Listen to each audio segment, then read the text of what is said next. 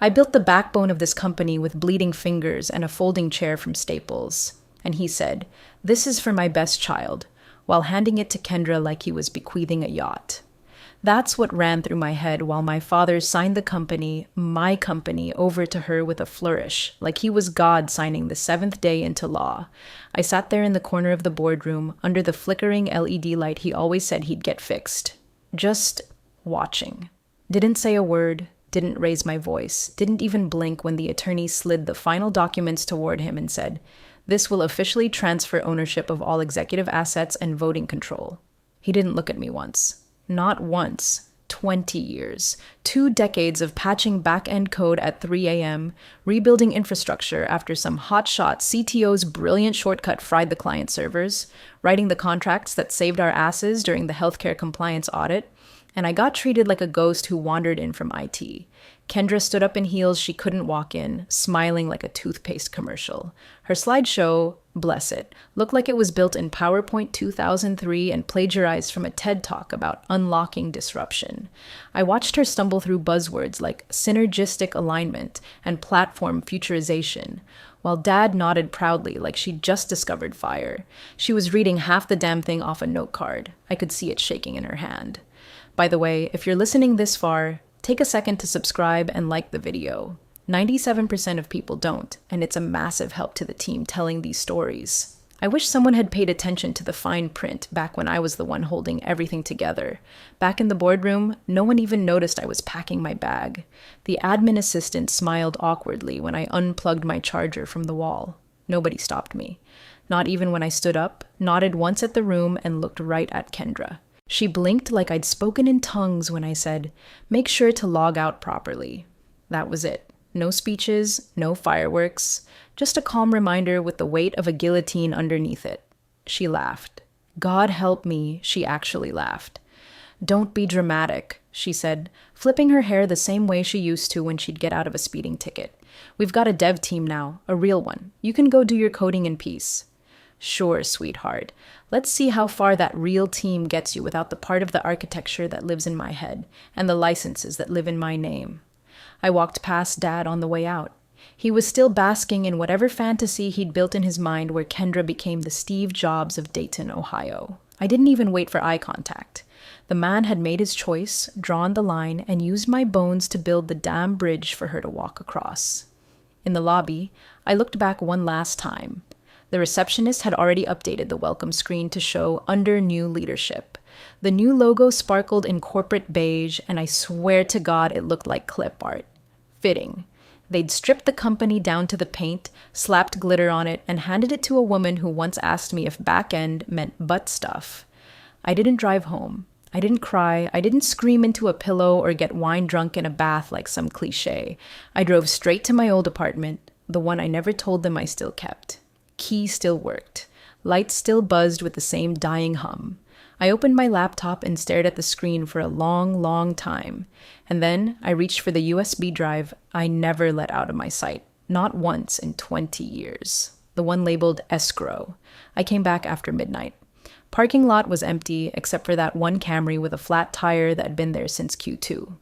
Building was quiet the way only tech offices get quiet. Like the ghosts of burnout and overtime were sleeping under the carpet. I still had badge access. No one had revoked it yet. Guess they didn't expect a non-essential like me to come back for anything but a monitor and a mug. I didn't go to my desk. I went to the server room. The hum hit me first, the low, vibrating pulse that had been the soundtrack to half my adult life. 20 years of duct tape and genius, of sneaking in on Saturdays to optimize cron jobs so Kendra could show off flawless client demos on Mondays, of pushing code at 2:41 a.m. while my dad texted, "Need the East dashboard working by morning. You're the only one I trust." That aged well. I stood there, hand on the doorknob like I was waiting for something to stop me, but the hallway stayed dead silent. No alarms, no footsteps, no redemption arcs, just me, and the weight of every night I'd chosen this place over, well, everything else. Flashbacks hit like gunshots in my chest. The time I caught a bad memory leak 2 hours before the big healthcare demo. The night our top intern cried because the CTO mocked her syntax. I stayed after midnight fixing her pull request just so it'd make it into production. The lunch breaks I skipped. The anniversaries I missed. The family dinners I was too busy to attend because uptime had to come first. I opened the panel on rack 3, reached into the far corner, past the labeled drives, the taped over ports, the redundant redundancies, pulled out the keychain. There it was. The USB I'd carried since before Kendra knew what front end meant. Black casing, red mark, labeled in Sharpie, PLE, private license escrow. It wasn't connected to anything. That was the point. You don't plug in your nuclear codes until you absolutely have to. I walked over to the safe, hidden behind a fake access panel, and slotted it into the dock. The system whirred, checked the hash, blinked green, then I slid it into the tiny black lockbox, entered the override code, watched it seal shut. Biometric latch closed. Auto encryption kicked in. That was it. A heartbeat later, my licensing demon, a little watchdog script I wrote a decade ago, woke up for the first time in its life. Not because anything was broken, but because control had changed hands. I watched the logs scroll. No fireworks, no deletions, no ransomware. This wasn't theft. This was architecture with a contingency, a fail-safe that knew when I didn't belong anymore.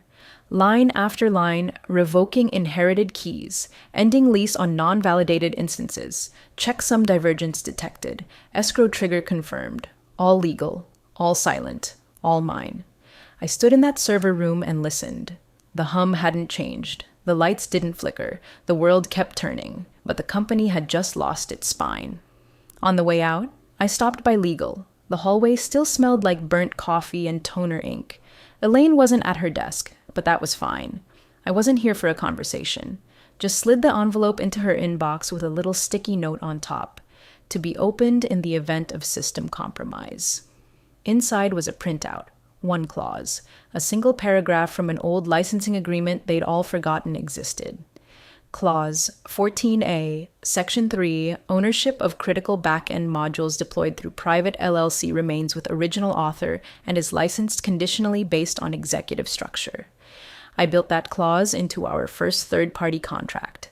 They copied it into our internal architecture agreement without reading it. Never thought it applied to me. It did. I stepped out into the night. Cool air, empty sky. My breath fogged on the glass as I passed the front doors one last time. The sign out front still said, founded by Gregory Halden. Not built by, that's fine. Because the foundation always remembers who laid the bricks, even when the family forgets. Behind me, the servers kept humming. Alive, whole, but counting down. They called it the New Era Breakfast, because of course they did.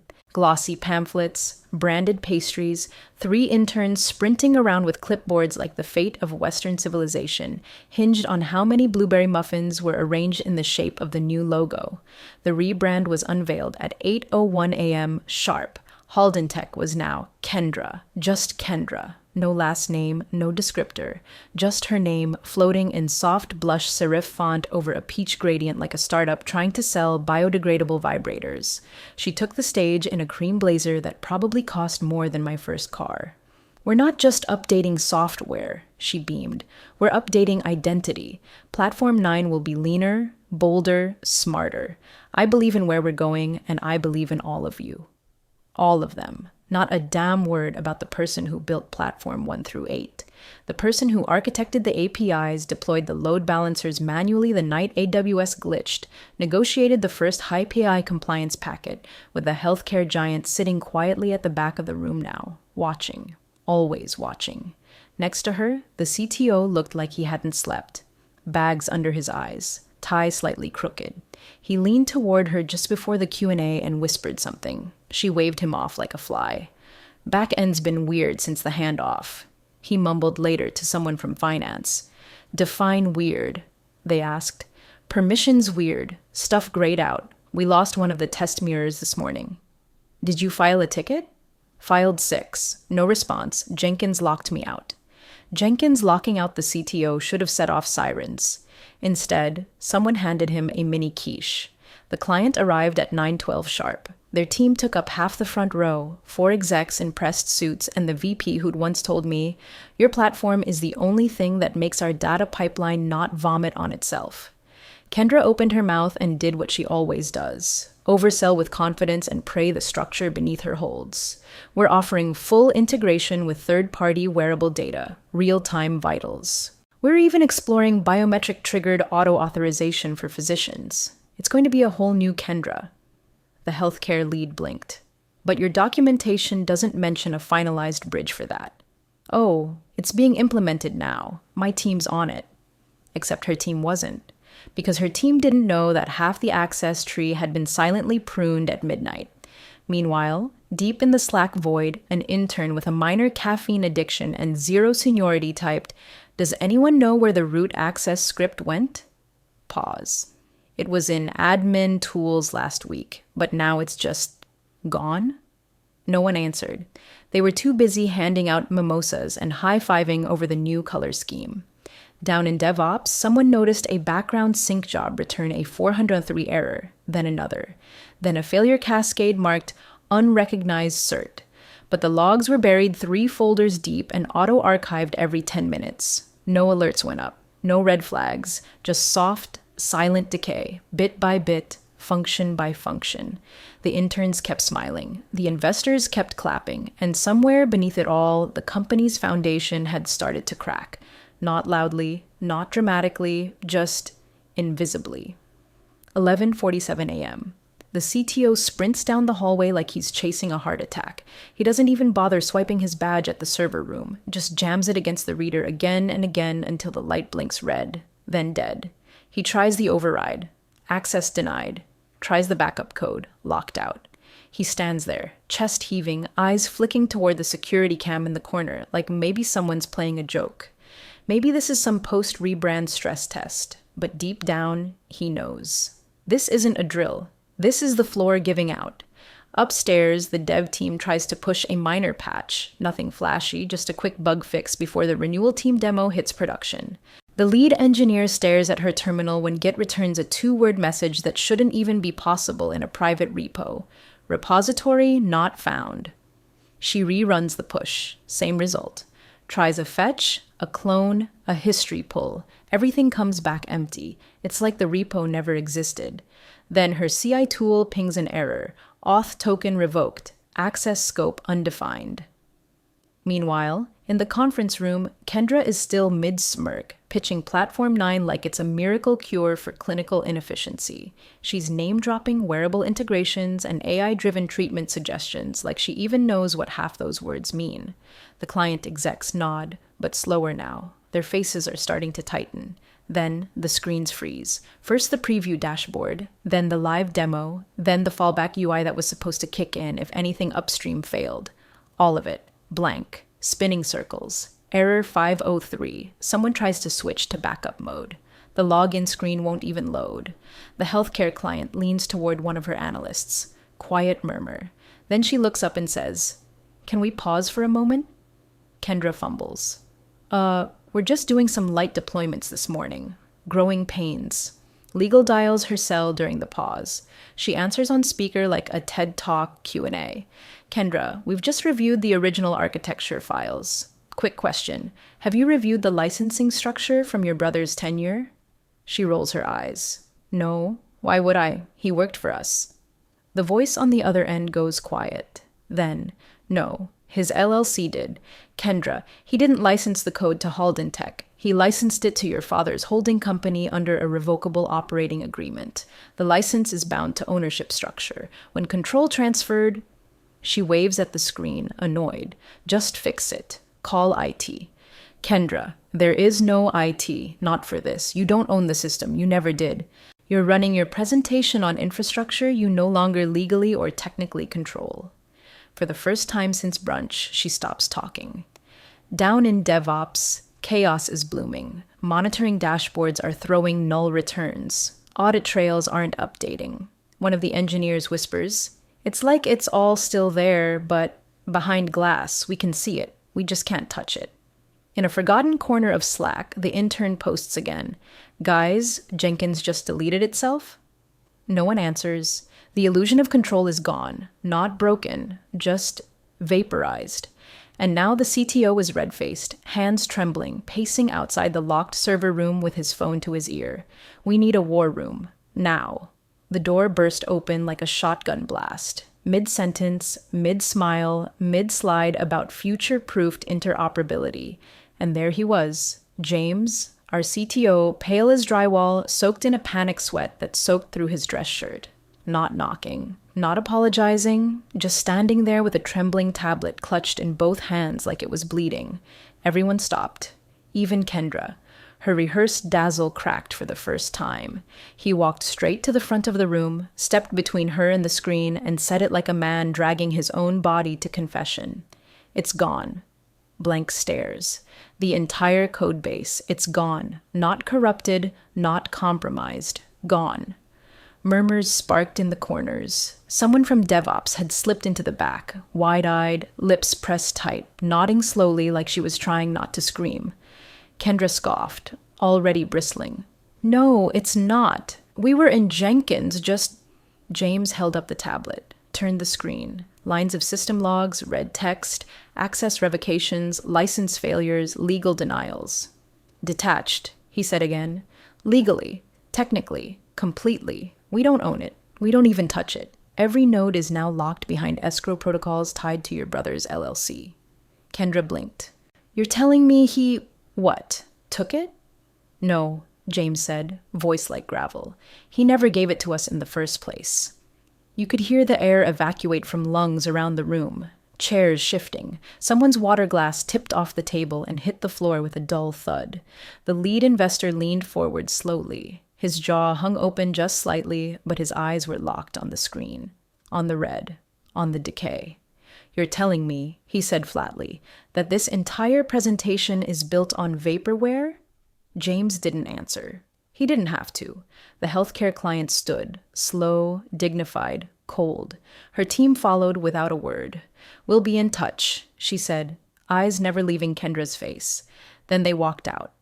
No handshake, no folder left behind, just the hollow clack of shoes against tile and the weight of $90 million vanishing into the air like smoke. Silence took the room in its jaws. Dad, Gregory Halden, the visionary, the founder, the man who once told me, someday this will all be yours, looked across the boardroom to the far wall, my chair, empty, still pulled slightly out like I'd just stepped away. His lips barely moved, but I saw them. Please tell me I didn't sign the company over to the one child who can't fix this. Kendra said nothing. Her hands were still frozen in that half gesture she'd been making when the crash landed. She looked like a statue mid-erase. Then came the scramble. Calls flew out. Legal, IT, procurement, external counsel, and eventually, him, my father. His hand shook as he pulled out his phone, dialed a number I knew by heart. It rang and went to voicemail. Hi, you've reached... He ended the call before it finished. Tried again, then texted. Just one line. Please, we need you. I never replied.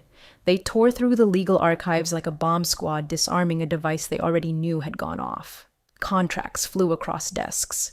Paralegals shouted clause numbers like lifeboat assignments. Someone knocked over the executive espresso machine, but no one even blinked. They were looking for a miracle. Instead, they found an envelope. Black seal. No label.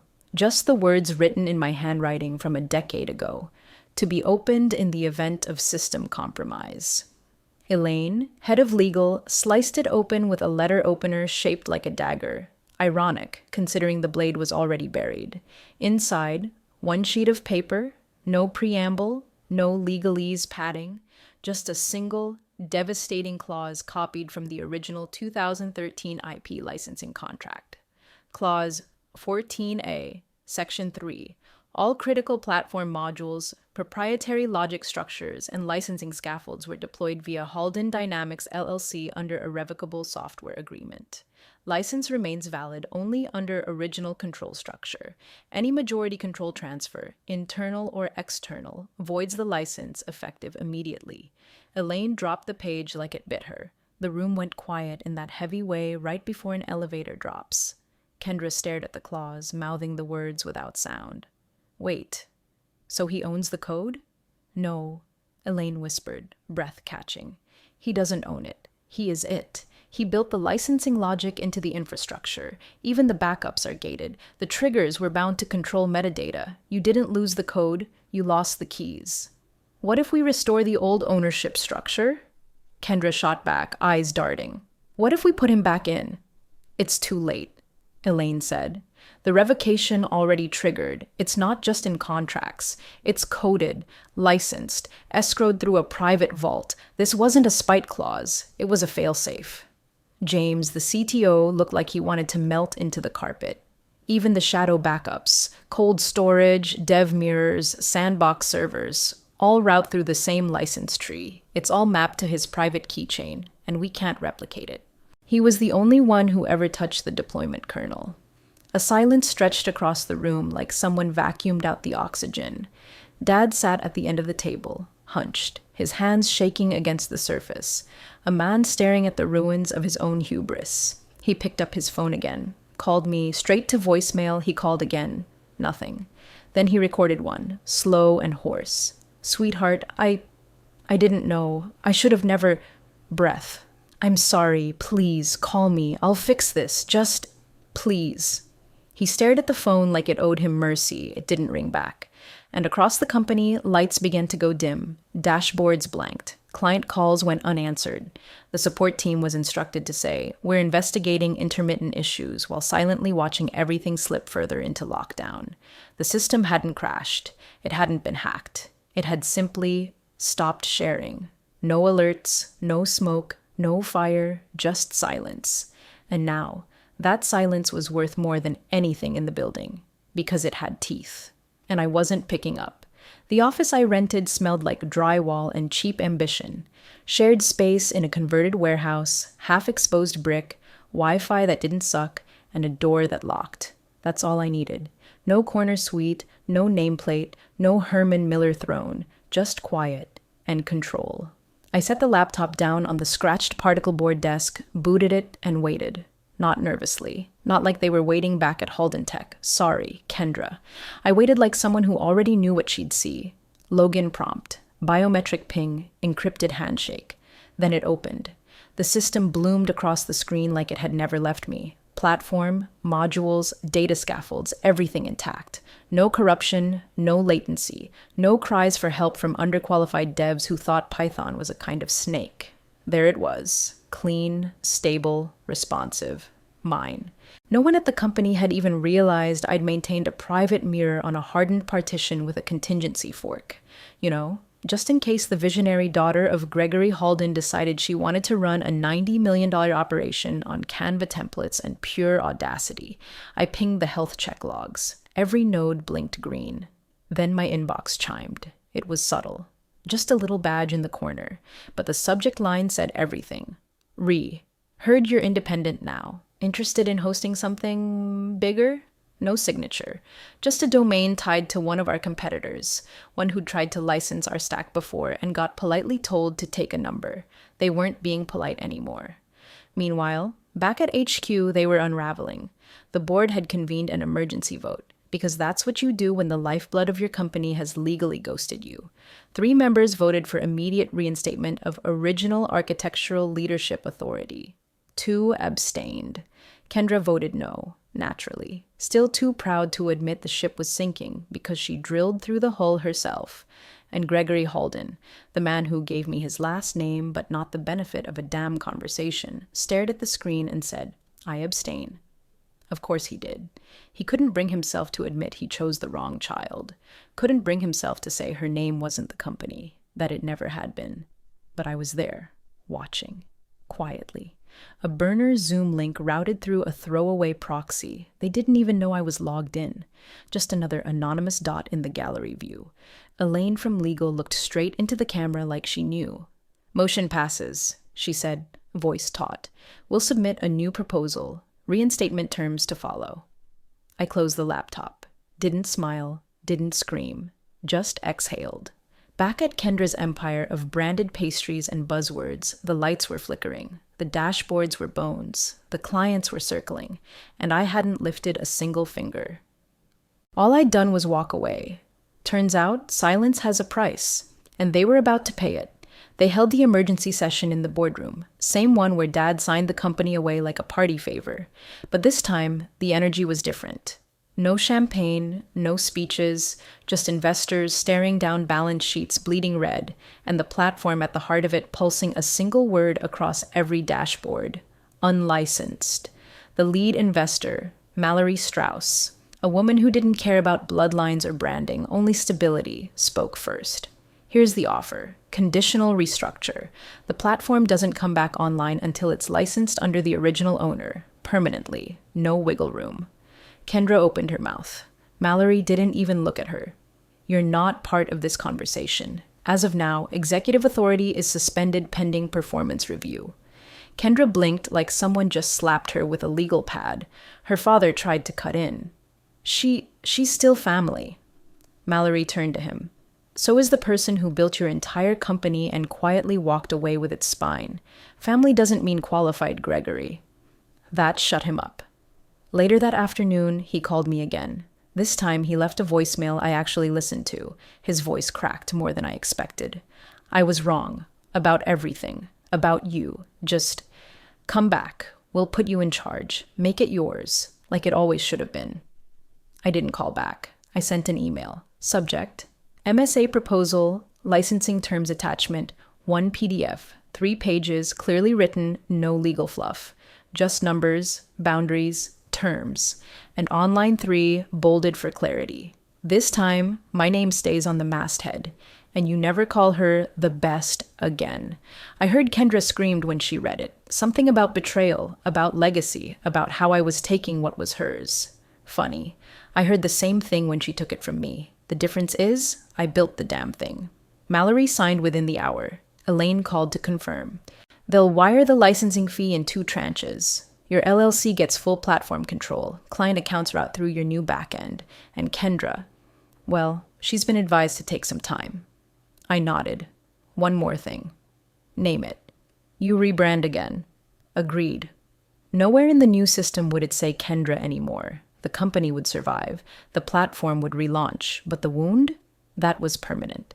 They had handed me nothing, and now they were licensing everything. No rage, just terms. The lights came back online at 7:03 a.m. on a Tuesday. No countdown, no grand announcement. Just a quiet system heartbeat returning after 7 days of silence. One by one, dashboards lit up. API bridges reconnected. Clients received alerts titled simply, Platform reinstated, now operating under Refract Systems, LLC. No mention of Halden Tech. No trace of Kendra's name. At 7:06 a.m., the healthcare giant's procurement director signed the renewal contract. Not with them, but with me. Refract Systems now handled all critical integrations. My terms, my support pipeline, my architecture, no back channels, no contingency clauses. Just clean code and a price tag they were happy to meet, because now they knew what it looked like when I wasn't around. The contract came with one stipulation. All support would be routed through the new CTO. I'd already chosen him. Janice Cho. She was an intern once. The one who stayed late fixing a broken OAuth loop while Kendra was busy uploading latte selfies. Janice understood the bones of the system because she'd sat beside me when we built them. She walked into her new office that morning with a key card, a full-stack team, and zero tolerance for legacy ego. James, the old CTO, submitted his resignation at 8:24 a.m. No fanfare, no exit memo. Just a single-line email. I'll let smarter people take it from here. I didn't need to reply. He was right.